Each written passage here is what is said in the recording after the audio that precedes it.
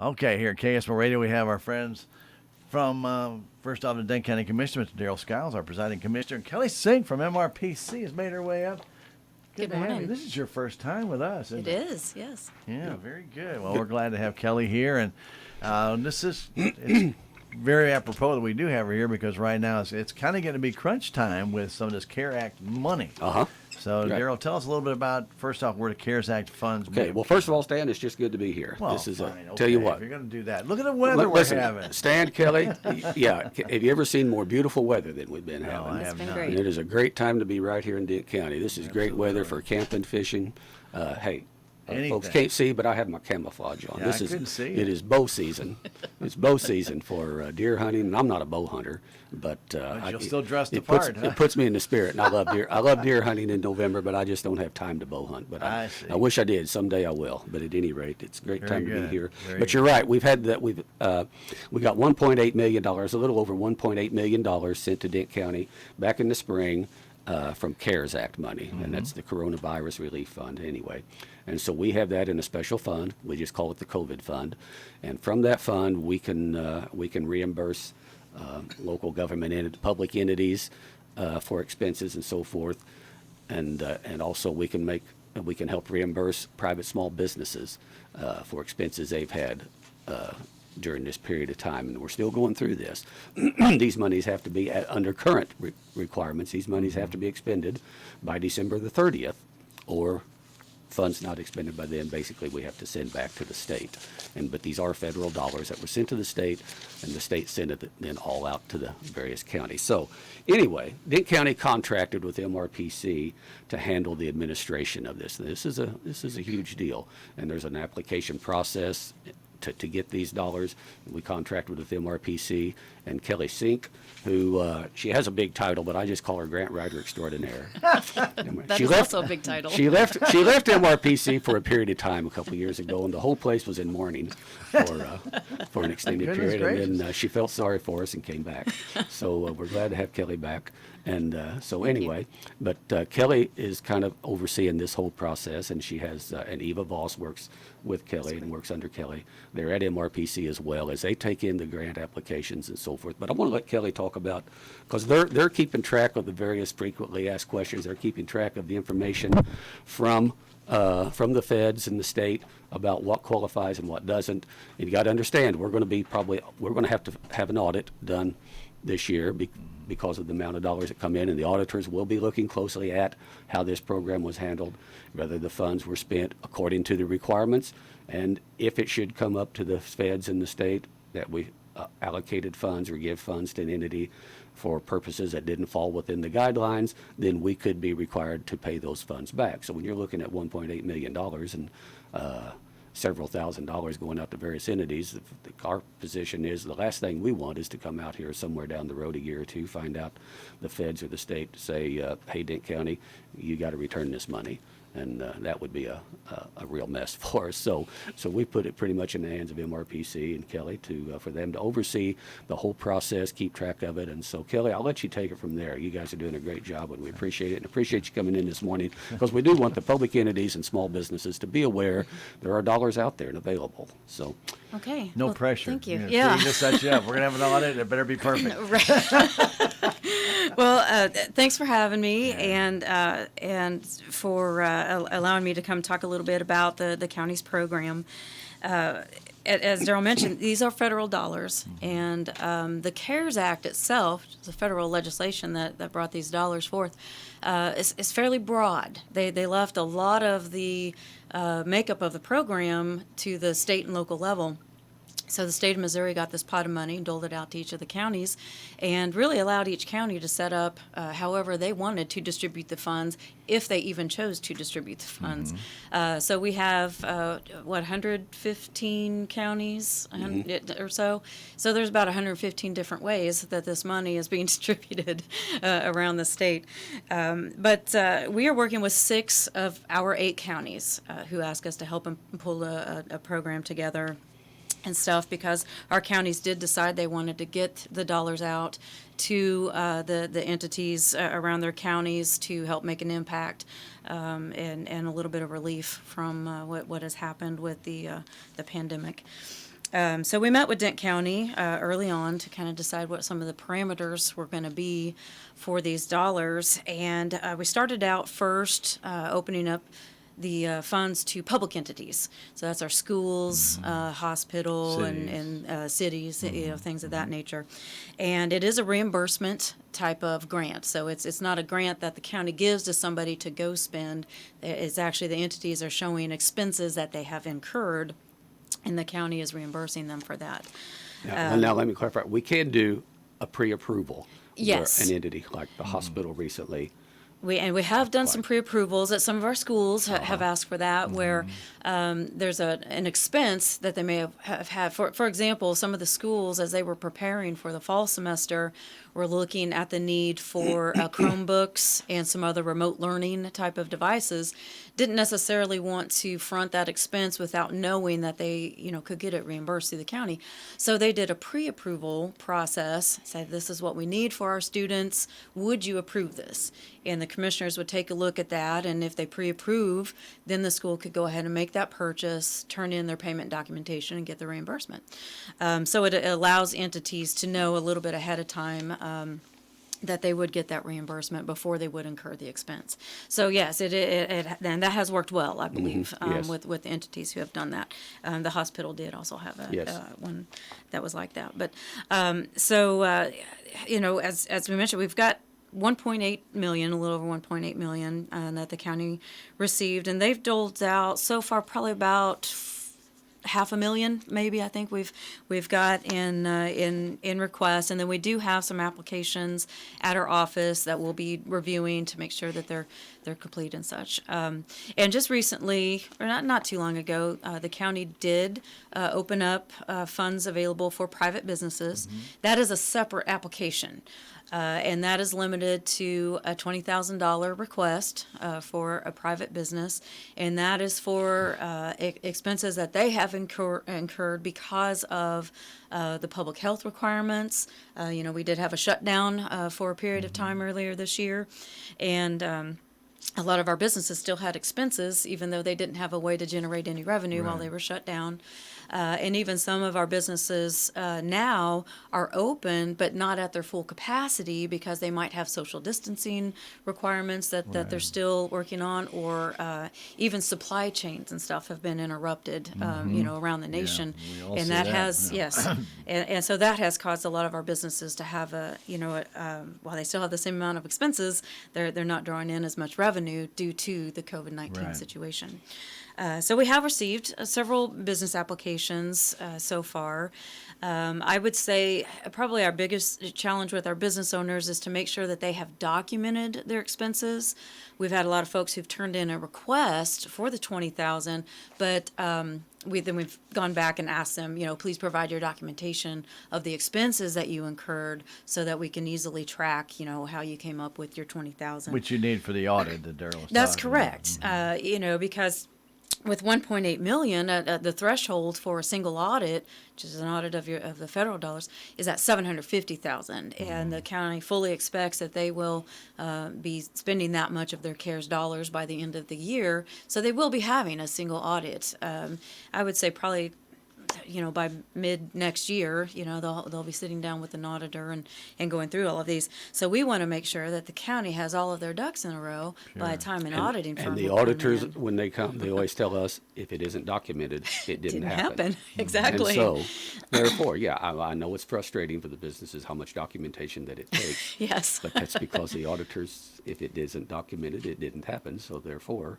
that's the whole premise there. That's absolutely right, Yeah. and we're just trying to cover their bases as well, as Darrell mentioned, that with the CARES Act being fairly broad, the idea of what is eligible and ineligible uses of those dollars, we've had some gray areas with that, and so we are trying to do our best as a protection to the public entities and the private businesses and the county to make sure that we are providing the best documentation we can for the various ways that the county is spending these dollars. And when they apply, they have to fill out an agreement that spells out in there that if it would come down, then that we were under an audit found that the monies that they got were not in compliance with the requirements, they could be asked, or actually be, the county then could force them pretty much to return those dollars. And the last thing I want to do too is for the county to turn around and be going back after somebody who's already hurting and Yes. say, oh, by the way, the $15,000 you got, we shouldn't have let you have, so therefore you got to return it.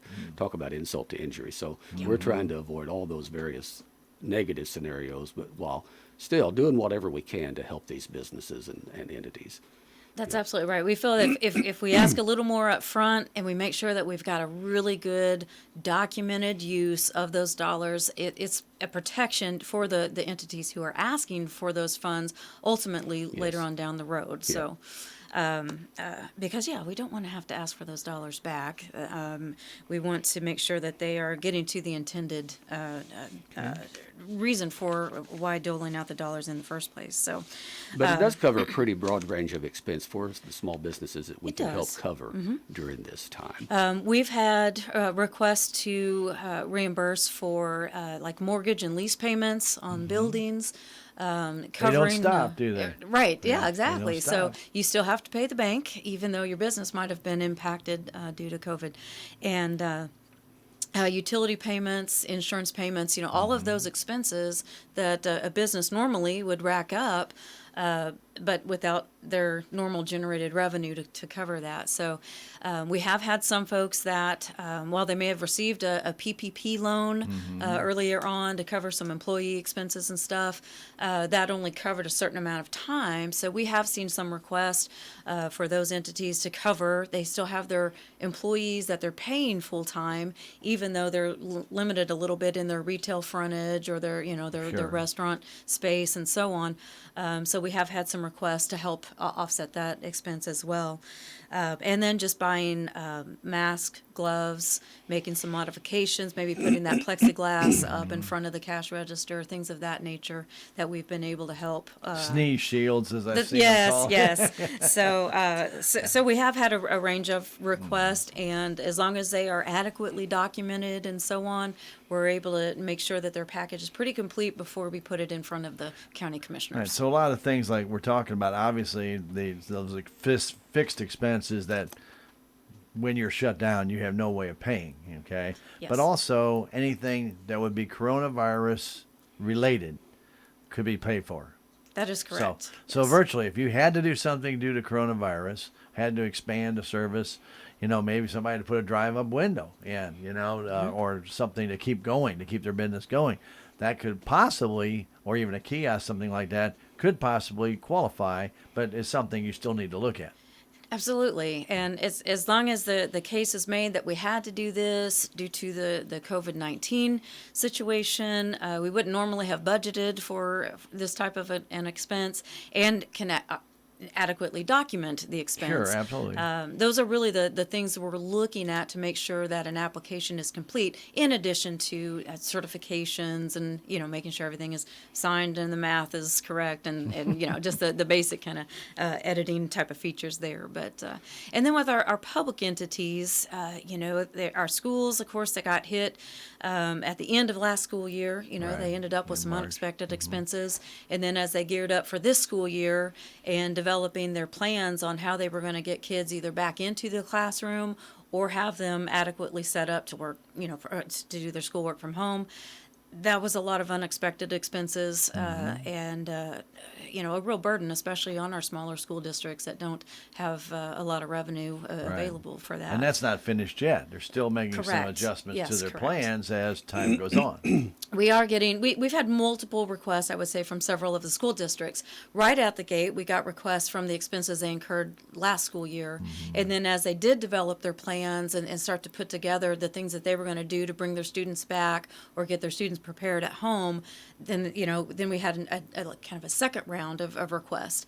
And now that school is in session and the schools are making modifications, they're adjusting and so on, we're seeing a few more requests as the schools are doing the best they can to make sure that the students, staff, everyone is safe for the school year. So What's really frustrating, I know, for various entities is the fact that we have to have these, under the current guidelines and the rules, we have to have these dollars expended by December 30th.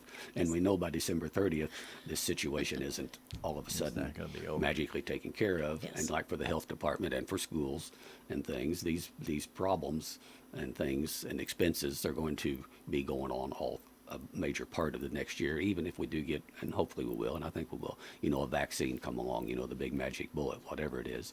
There's still going to be a period of time. So I'm hoping, and I keep hearing that perhaps Congress is going to extend that December 30th deadline to sometime into the following year, and that would be wonderful if they just extended at least on into maybe June of next year. That would help, but that's got to make its way through Congress, and God only knows what will happen in that deal. I hear everything gets balled up, and the politics involved, and election in November. So who knows? But at any rate, the way it stands right now, we have to have those dollars expended by December 30th, and after that, there really won't be. Right now, our deadline for applications is December 10th. I think we made. It is December 10th for the businesses and December 15th for the public entities. Yeah. And hope folks understand, we got to have time once that application comes in for Kelly and her staff to review it, look through it, contact the people, say, hey, you know what, this is not quite complete. We got to have this before this can go. And then she's got to get that looked at, get it back to the county commission for us then to approve and get it to the treasurer then and get it out of our treasury by December 30th, because after that things kind of grind to a halt under this current guidelines. And then also, though, as we understand the current guidelines, we can't use the dollars to replace lost revenue that businesses have incurred. That's correct. That's why we, and I've sat in on some deals with some of the folks from the federal level and so on, who have indicated they've emphasized over and over, both for public entity and for the private small business grants, whatever, can't be used to replace lost revenue, but we can use it to help cover expenses incurred during the lost revenue period of it. Yes. I may be oversimplifying Well, it, but it's confusing. But anybody with any even question whether they can or not, they can talk to you, right, Kelly? Call it. Absolutely. I've taken quite a few calls I'm sure. from business owners and from the schools. Really, we've talked about everybody as they've gone through this, because this is new to everyone. And we do talk about, how to package up the application, the type of documentation to turn in, and so on. So yeah, I think we're getting the word out there on how the businesses can package their requests, on how the public entities can package their requests. And we're starting to see a real good flow of those type of applications come in. So hopefully we'll have a good amount of these dollars out to where they need to be by December when the deadline hits. Well, and I just wanted to encourage people who were even thinking about it, talk to yous about it, and don't think that if you send an application and some of the information isn't quite the way it needs to be, it's just going to be rejected. They'll be contacted about where the problem is at and what can be done to fix that and get it through. Because we don't really want to reject anybody's application at all if there's any way we can make it work within the guidelines that we've got. And that's a lot of what we do is we go through the application, we review it, make sure everything is there, and we'll call or email back and say, hey, we're missing this form, or our documentation didn't quite add up to. And we just go back and forth, and so then by the time it hits the commissioner's desk, it's a pretty complete package there for the commissioners to take a look at and stuff. So that's a lot of what our role has been, is just doing that back and forth with those individuals to make sure that they have the best application that they can with all of the adequate documentation and all of that. Where can they find the application? Is it online? It is. We're housing all of our counties that we're working with. They're all on our website, which is www.meramecregion.org. Merrimack Region, all as one word. But also if folks call in and they give me their email address, then I'll just email it directly to them. And, Okay. And so we can do it either way. Yeah. Okay, very good. Very good. We've got to get started somewhere. We've got to Yes. have that application first to start filling things out before you even worry about documentation. Now, correct me if I'm wrong. I understand some counties aren't even doing the small business portion. Is that correct? That is correct. Of the 6 counties that we're working with, 5 did decide to open it up to businesses in some way, shape, or form. Some have a very low request limit of 5,000 up to, I think our highest limit is 50,000 in one of our other counties. No, Dent County, we set a limit in any one entity. This small business could get a 20,000, and I think of 125,000 maybe for any one public public entity. entity. That's correct, yeah. And but we may, we may adjust that. We may, because actually if there's some business, I think we've already got some that already met the $20,000 limit and probably yes. have more expenses that they would qualify for. So I'm thinking the commission, we may very well go ahead and raise that as we get. We didn't want to set it too high and run the risk of a very few making a big haul and the money being depleted, and the other smaller businesses that really needed it, the money being gone. So that's one reason why we set it where we did here for a while. I can see we may go ahead and raise that here pretty soon, and so that some that maybe already did could go ahead and apply and get some more help, and I think we can do that with the money we got left. I really think we got about 1.2 million or 1.3 million as a balance, still sitting yes. there in a balance, and if we can use that money to help entities here in our county, that's what we want to do, public, private. And might talk a little bit on the nonprofits, because nonprofit entities can also apply. I believe we put them under the umbrella with the small businesses. Well, there's But anyway, yes, I mean they could actually do that, but we've had several that have just applied with the public entity application because they had direct expenses. Trying to think of an example of a nonprofit. I think most of our work with public entities has been either the schools or the health department. Of course, Kendra Mowbray and her group have had quite a bit of dealings with this, as Healthy you can Den imagine. County might be one. So- Healthy Den County. Yes, yeah. yes, Healthy Den County. Okay, so so they put together a public entity application because it's for direct expenses, and it really was just to make some health and safety adjustments there at the center at the Armory and so on. So yeah, so that's a good. and this has been example. really tough on these nonprofits like that because of the fact that it basically shut them down from some of the fundraising things they done to even operate, Yeah. and yet their expenses Killed carry- all their fundraising. Yes. Yeah. Yeah. So, but their expenses carry on, with, And then the unexpected expenses, if you have a facility Yeah. like your community health center, those obviously were not expected things that they had to do to get their building, make it safe for the public and stuff. So yeah. So, and again, if there's any way we can, we can make the case that they can qualify for those dollars, we'll do that. absolutely. Yeah. Very good. Now, have you had any businesses call and kind of say, I know that I'm probably, I don't want to apply right now because I know I'm going to have more, but what do I need to do? Because we all know this isn't going away in the next week, 2 weeks, month, 2 months. And I've talked to some people who say, well, I want to apply, but I'm not sure what the future is going to hold us. Well, okay, call in and get your initial request in if you want to. And then talk to Kelly and see what you have to do later. I said, but if you have something you've already paid for, get reimbursed now. Don't wait, because there's things that I know that we're working with the school, and there's things that I know that we need to get reimbursed for if it's all possible, because it's not what we were going to do, but we're providing streams and stuff. Well, there's a lot of money involved in that. They told them in their back to school program that they were going to video everything. Okay, how are you going to do it? Well, we're going to use you. Oh, I'm glad you asked. No, I'm not trying to be nasty, and I'm simplifying that. But when you have multiple levels of sports and activities and band concerts and stuff, and you say you're going to video everything to provide people not have to collect and go into gyms or locations where it might be too close, social distancing can't be enforced. You're putting a lot of pressure on somebody.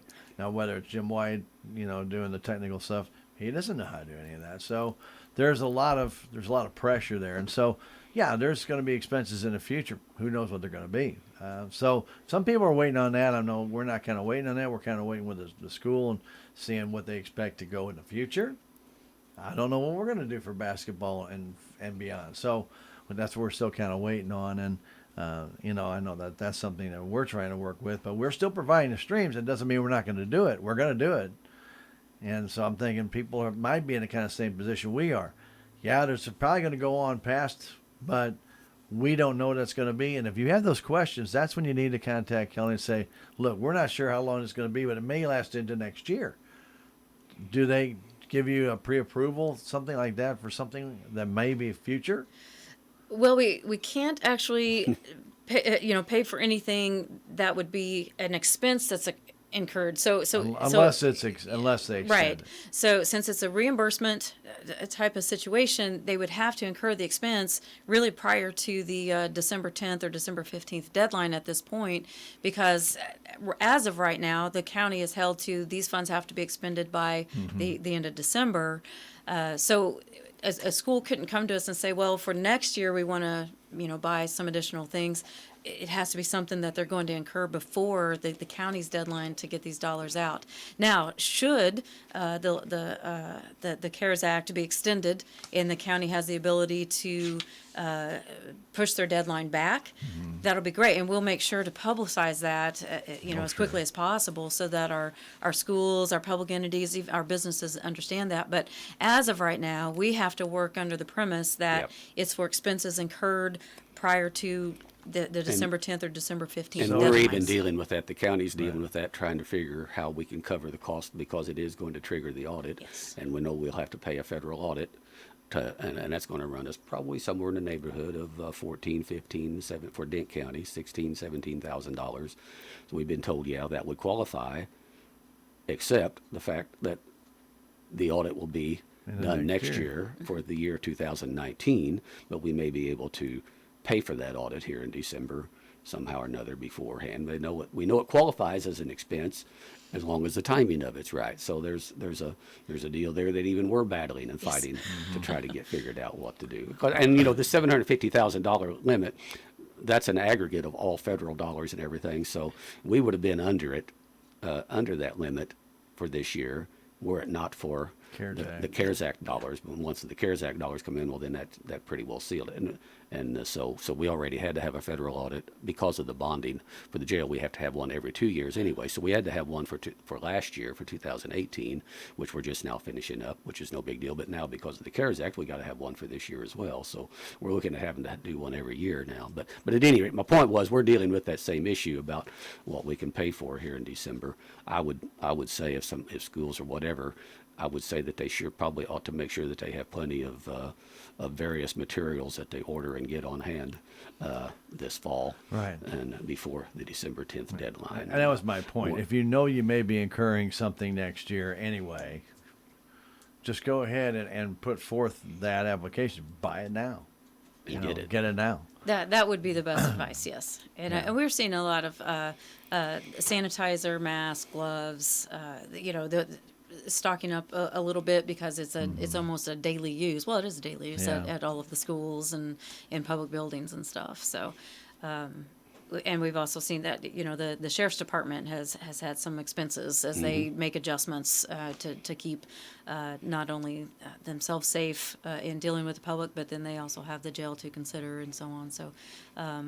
It's a huge deal for them too. Even the prospect of having to go pick up somebody who they have to pick up and that they know is positive, has tested positive, and what they can do to isolate and protect. So it's an ongoing deal. And actually, I don't know. I'll really be surprised though if somewhere between now and the middle of December, if we don't get some action by Congress to extend this deadline, because I know they're getting lots of input from all over the country that this problem goes on, and I know they're going to probably do something, a CARES Act 2 or whatever you want to call it, but I feel like there's going to be something happen to where we can extend the time period. But as you said, we got to operate right now under the deal that December 30th may be it, and whatever we haven't expended at that time, we'll just have to go back to the state and the health center and schools and everybody else will still be having to deal with the problem. So we'll just have to see. But for right now, we have to operate under the principle and the idea that it'll all have to be done by December 30th. Very good. So it's as simple as a phone call to get started, or go online to merrimackregion.org and check the application out. You can download the application and get started on it. If they have any questions, just give you a call. They could. The number is 573-265-2993. And if you get into our electronic system, I do have an extension direct line. It's 116. we do take, quite a few calls, and I have to say we get a lot of calls every day. So I encourage everyone. If you leave a voicemail, I will get back with you. Maybe a while. Yeah, because it seems like I'm on the phone with one when another calls in. So do leave a voicemail, leave a message with the. How about an front email, desk. And Kelly? Is that just as easy? Email is great, So for those who utilize that, we get a lot of email questions and stuff. And so yeah, the best way we can get information out and get the application out, we'll work with anyone to get that into their hands and get it back with us, even if we have to do the snail mail route and Sure. mail something else. What is your email address, and somebody can send something to It you? is KELLYSB, so it looks like Kelly SB at Merrimack Region, all is one word, .org, O-R-G. KellySB@merrimackregion.org. That's pretty Yes. simple. Pretty easy. So get those questions asked now. I mean, I know we're already past the midway point of September, and people say, well, I've still got a lot of time. But you don't have as much time as you think. December will be here before you know it, right, Darrell? That's right. Yes, it will. I can't believe we're here in the middle of September already, let alone. But it's fine. Yeah. But there are going to be things that you're going to be asking them to make sure they get documented. So don't think it's just going to take 5 minutes, I'm going to get this done. Probably not. You're going to have to go through some files and records and things and pull out receipts, things of that nature. So give yourself some time, especially if you have a weekend to do this. It's great. Get in touch with them, and if they say, hey, we need this, this, and this, that gives you plenty of time to go through some files and get what you need. It's not super hard. It's just detailed, right? That's correct. And it's been taking us, I would say, between 1 to 2 weeks of a review time before we turn applications back to our county commissions, just because we are dealing with 6 counties. So so we encourage everyone to get their applications in as quickly as possible, so they basically get in the queue, so, and we'll get to them within a week or so. And then it's at that time where we'll have some back and forth if we're missing anything or need to clarify anything. And then we'll quickly try to turn those around to the counties after that. But we are running about a week or two review time, just because we do have, quite a few applications in the office right now. And let's remind everybody that you're not limited to one application. You can put something in that you've encountered already. And as we mentioned, there might be things still in the next month or two that you're going to have to do. You haven't done them yet. Get that application in for what you've already paid for. I would encourage folks to get their application in now for expenses they've already had. Yes. Track, and then from the time that application covered, keep track. And if they want to send another one in a month or two or whatever, be thinking about that. Or if they, or November, or at least by December, think about, if they've had more, get another application in. But just be aware they're going to have to get it in by there in December, so that we've got time to process it and go on. Now, Kelly, as she said, they review those. They then send those back to the commission, and we're only meeting on Mondays now, each Monday. And generally about each Monday, we've had 3, 4, 5 applications to look over that they've already sent and are ready for our review, and that we look them over basically and generally approve them that day. I don't think we've had one yet that we sent back that we had a problem with, and they're doing a great job doing this for. Somebody asked me, well, why are you going through all this? You've had a lot of things you've listened to and sit in on, I know, and studied the frequently asked questions and information from the feds and the state on this. A lot of time spent looking at that, and they can keep track of that daily, and they can spend this time getting back to these people about what they need for the documentation, because you guys go through a lot of audits, and also what the auditors will look for and what they'll ask for and so on. That's true, yes. Yeah, and so it's Especially just for grants, right? Yes. Yeah. so, well, and really, I mean, this is going to take somebody if we didn't do it, and those counties that are doing it themselves, they evidently have somebody appointed to take those applications and do every bit of this legwork and so on. I just felt like the commission felt like, and I think the commissions in those other counties that are doing this felt like we could actually serve the public entities and these small businesses and things and nonprofits much better if there was one place that, like MRPC and the great job they do, that could know these answers and questions and know what they need to make it a much smoother process. And so once we get it, it looks very good, and we look at them. So far, like I said, we haven't sent any back.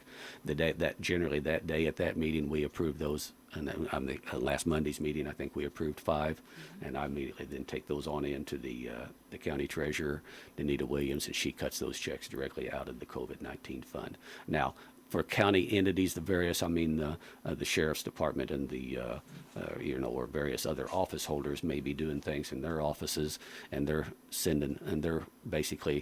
talking to us generally beforehand. If I do this, is this something we can pay out of the COVID? And we're making that decision rather than them going through another process of filling out an application and going through you guys, and then it turned around and coming back.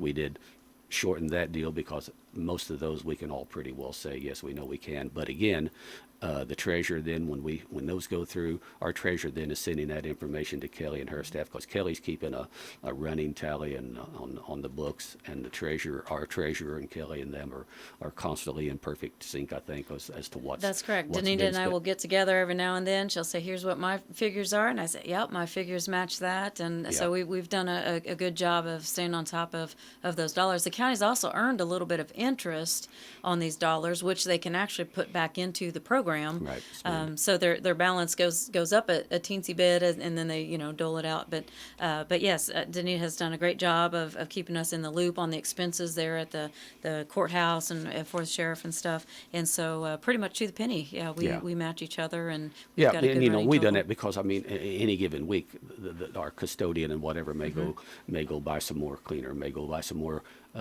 wipe, whatever, all kinds of different odds and ends things, and we decided it was going to be very unwieldy for them to have to do an application every time that they were doing some of these different things. And sheriff's office and the jail the same way. It's just a lot of different things there. So I think that's worked pretty well for us.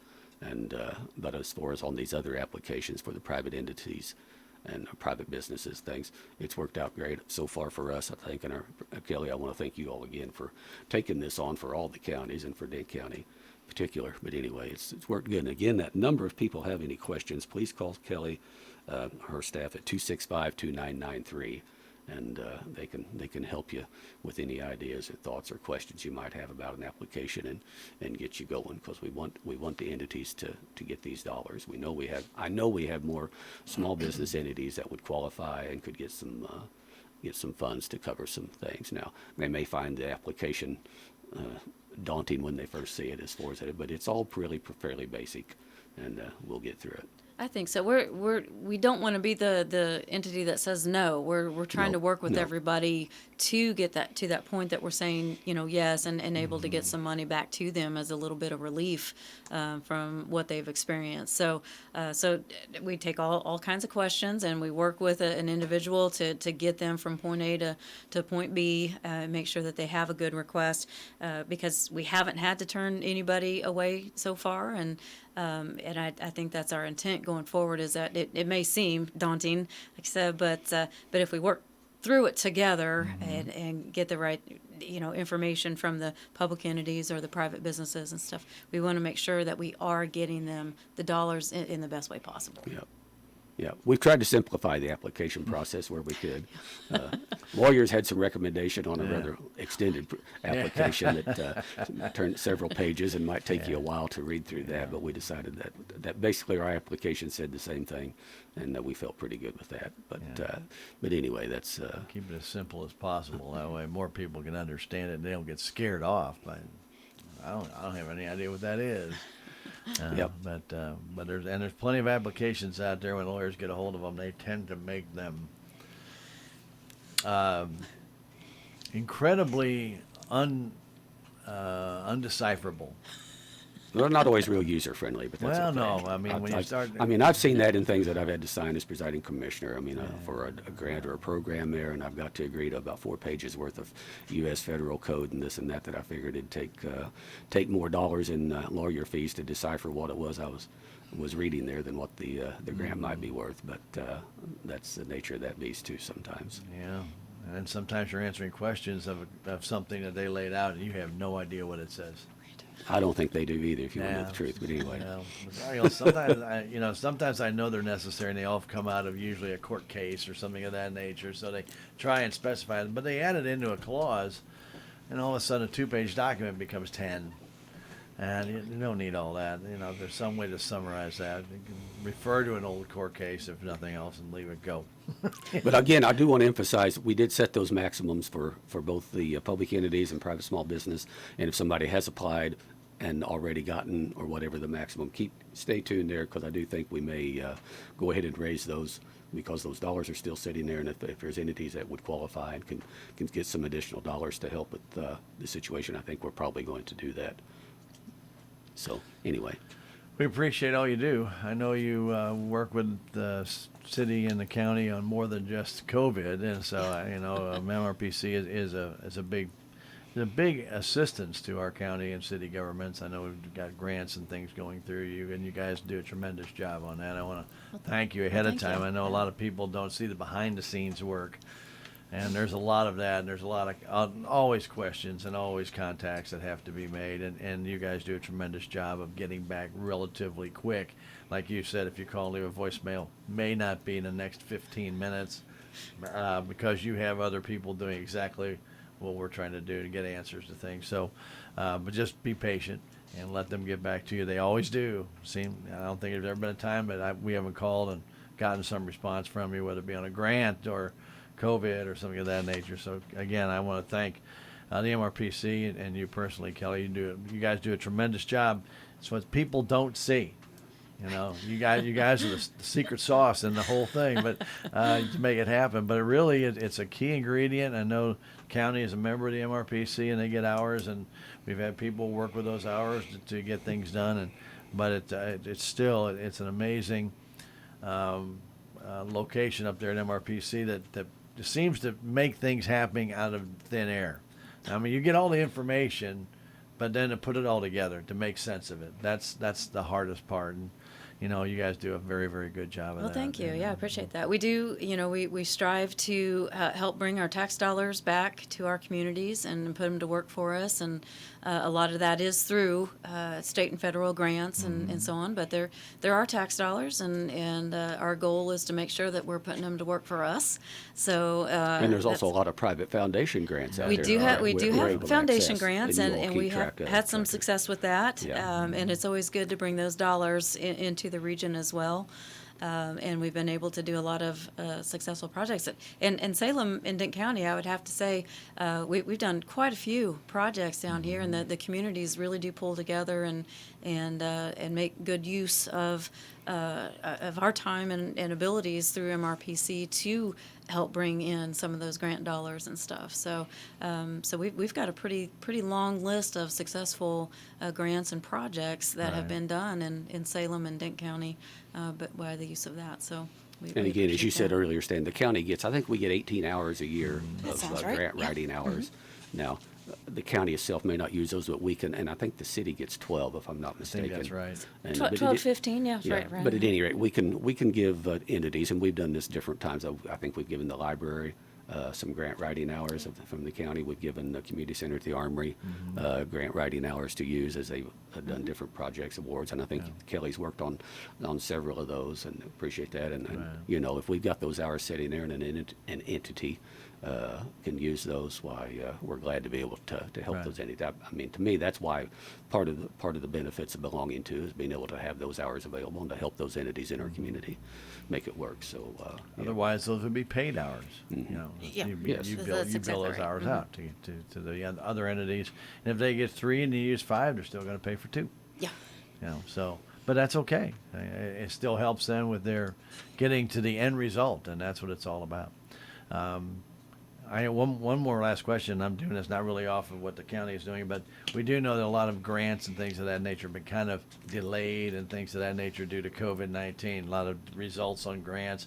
Are you seeing applications slow down on grants because they keep seemingly they keep pushing them out the due dates farther and farther? We have had some programs that have been delayed.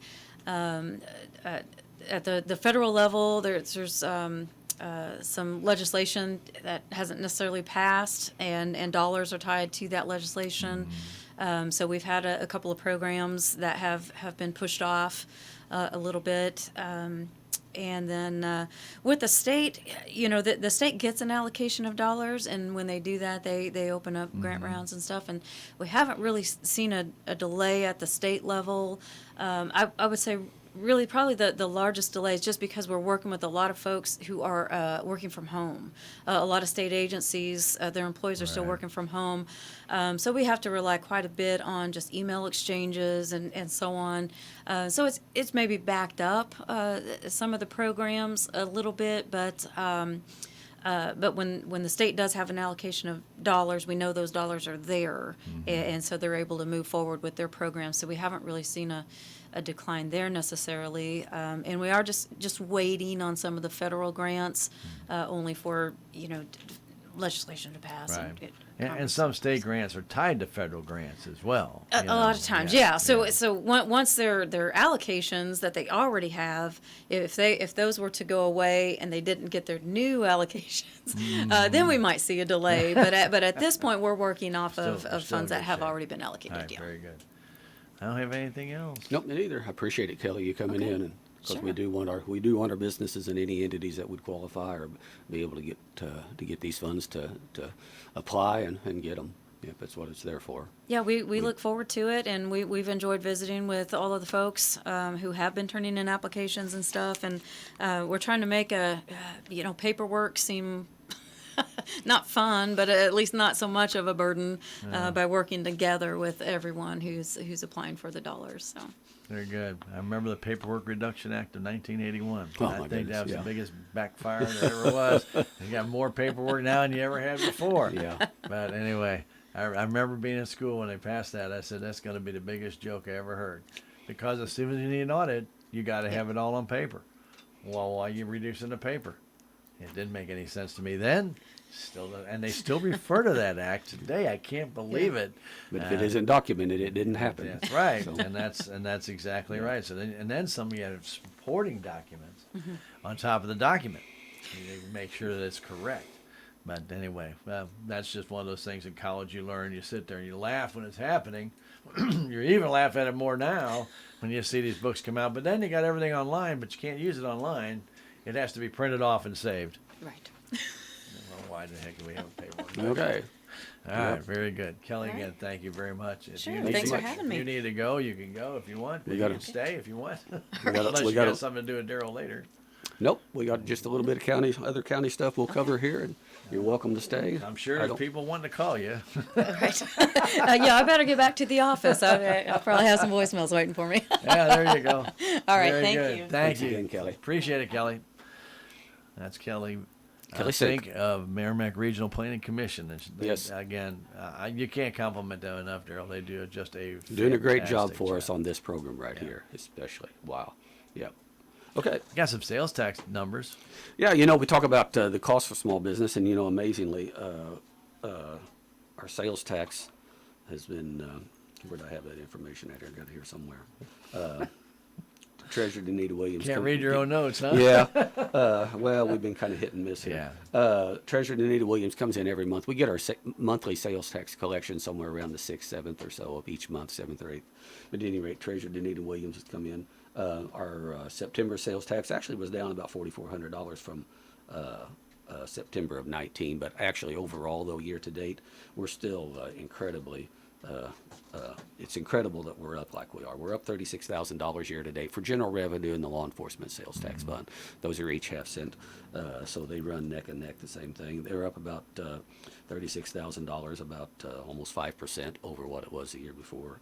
The Road and Bridge Fund is up about $23,000, and it's up about 6.5%, a little more than that over 2019. The two jail funds are each up about $44,000, so they're up about 6.5% as well.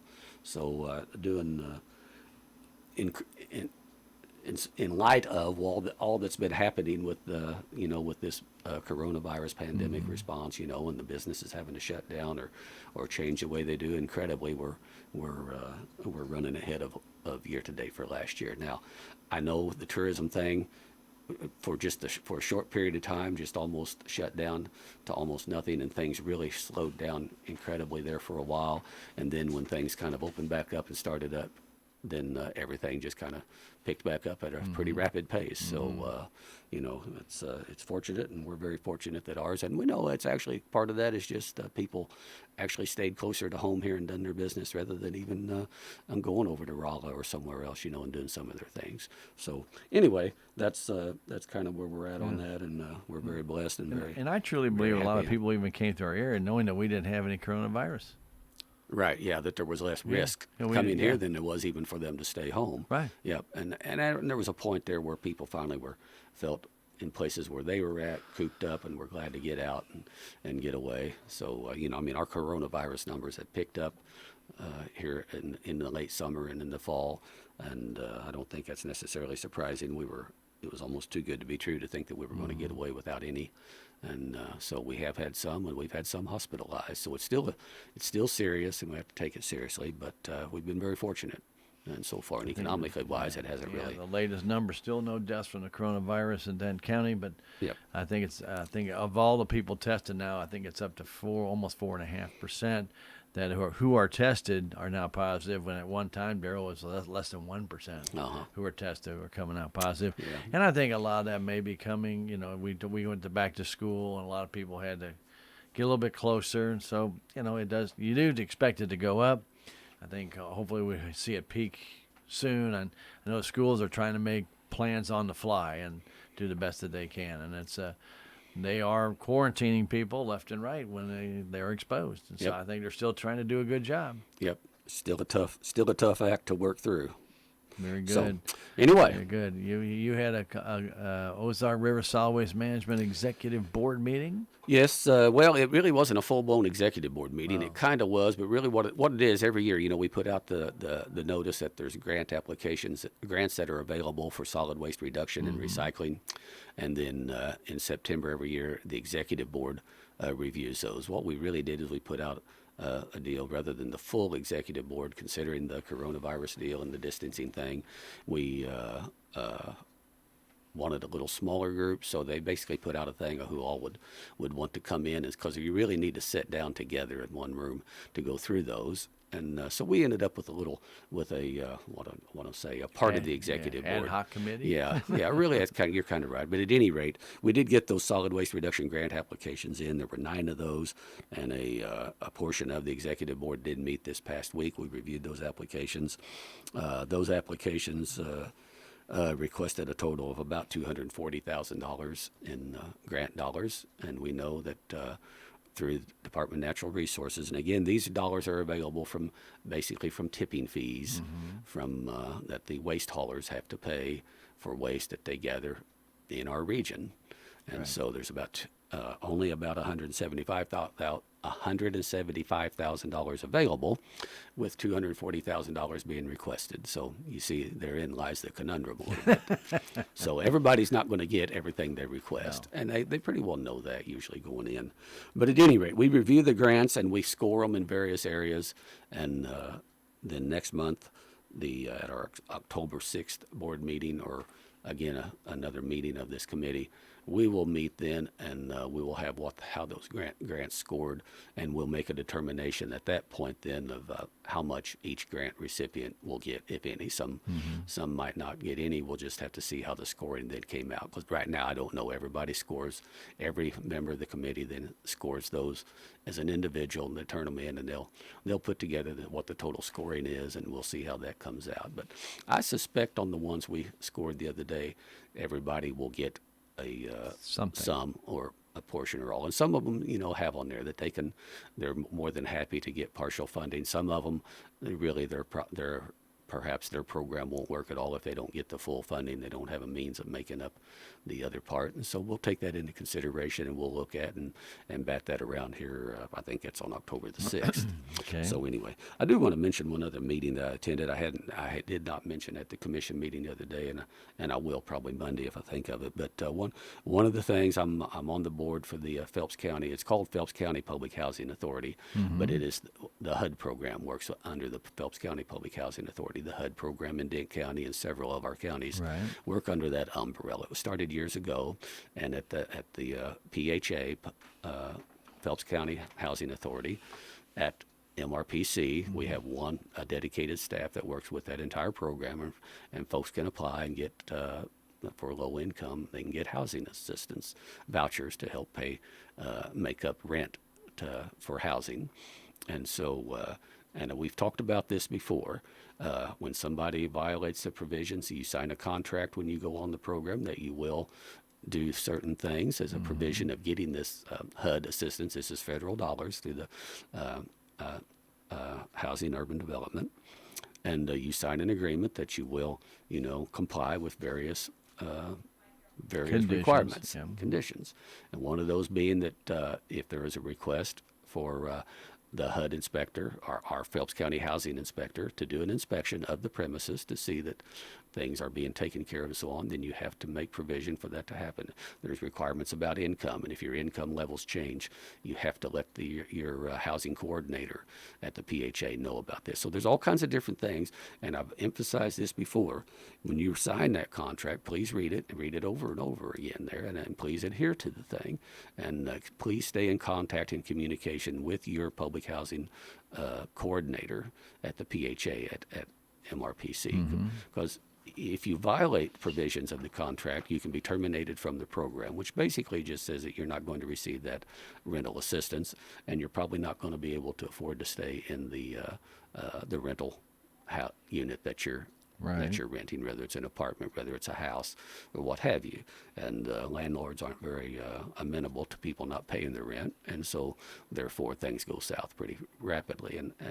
But there's all kinds of things that can happen in there. And the main thing is, though, you have to, if you're in the public housing getting HUD rental vouchers assistance, you have to be in compliance with the contract. If you're not, you'll be notified that you're being terminated from that program. You do have a right to a hearing, and some of these hearings, one of us presiding commissioners that serve on that board, and there's a presiding commissioner from each of the counties that are in the PHA are on that board, and one of us will oversee and will preside over a hearing and to make a determination what our steps are and what we're going to do. If you've received a letter of termination, you're entitled to a hearing. I've presided over several of these hearings. I can't preside over a hearing for somebody in Dent County. Right. That will be a presiding commissioner from another county. But again, I do not enjoy these hearings at all. We don't want to terminate anybody from the program unnecessarily. And to be honest, the PHA and us commissioners will do everything we can to work with people. But when it's clear they're determined that they're just not going to comply and cooperate and communicate, then they will be terminated. So from the public housing, if you are terminated, I think it's a period of at least 1 or 2 years that you can't even come back and get back on the program and get help.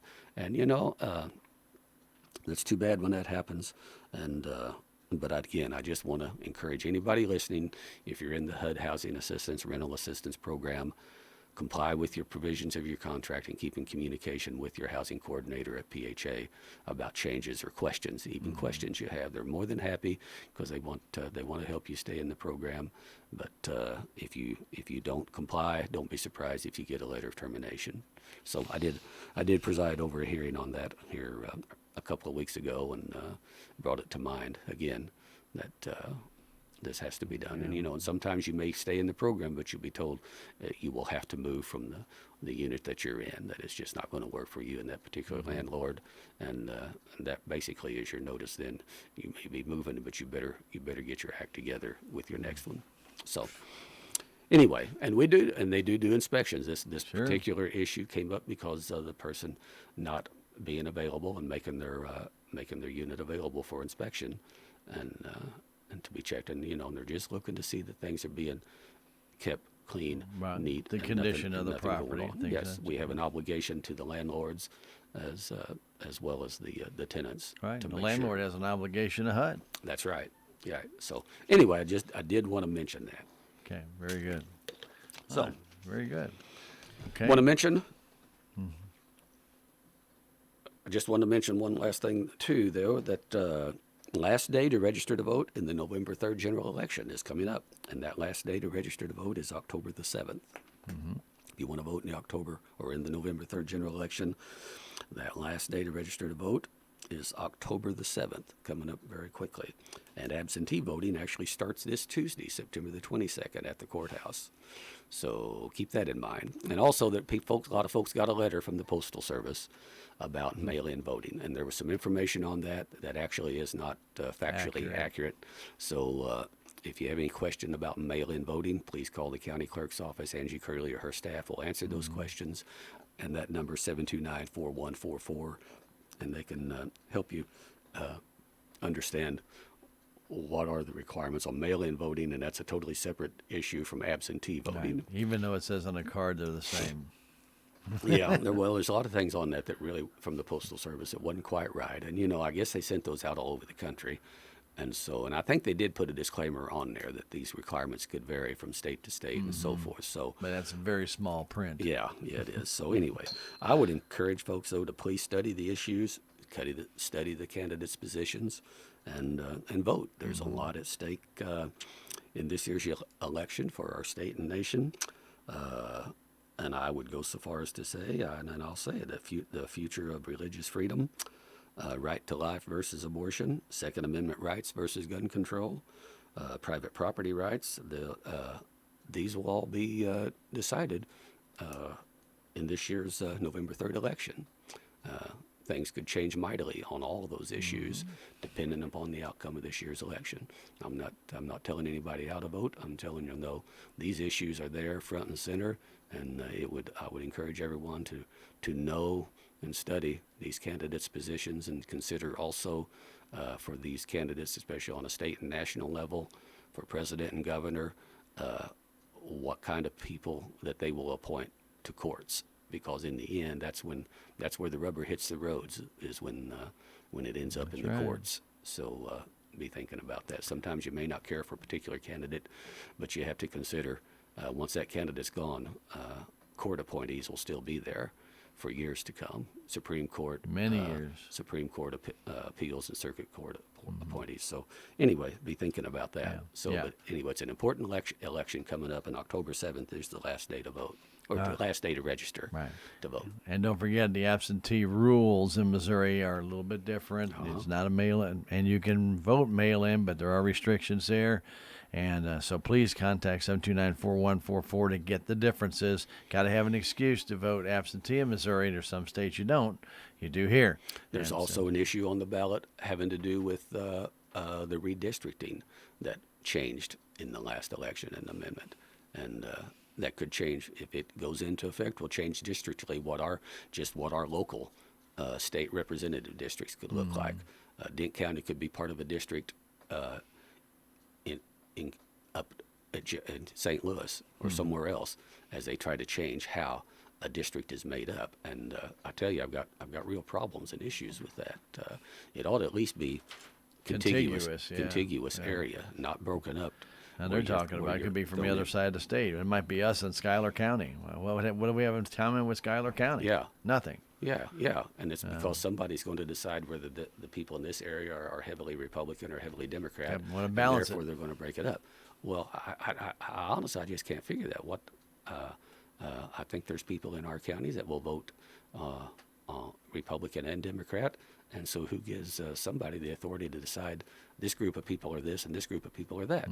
Basically, you got a geographical area, and you vote, and you should elect somebody to represent that area, and period. And they can decide what party they're going to run under. But the whatever. redistricting already passed, and now they're trying to. They can't do it the way it was passed. So they put it back on the ballot again. Yeah. So anyway, that's on the ballot. Like I said, there's a lot at stake in this election coming up for our state and nation, and people need to study those issues and vote accordingly. Yep.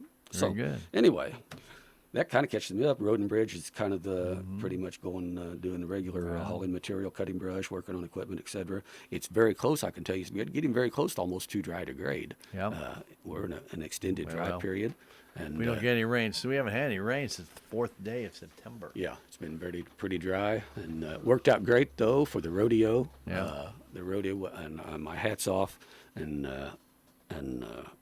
to the Chamber of Commerce and Melba here at the radio station. I know put in a lot of long hours and worked very hard on that, and it was very successful. And I hear they're already making plans for some even better, bigger rodeo for next year. And my hat's off to them for the great work they've done on that. Well attended.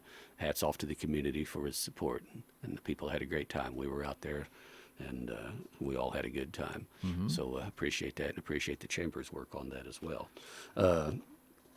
I will mention too, I didn't have my notes on this, but Sally Burbridge came in, I was just Salem gonna mention Department about Sally. Economic Development Director, and she comes in every month and gives the county commission an update of kind of some things that are going on economic development. She's got a lot of things going on. One of the big things she is working on right now, though, is finalizing work on our new website for the city, county, and the chamber.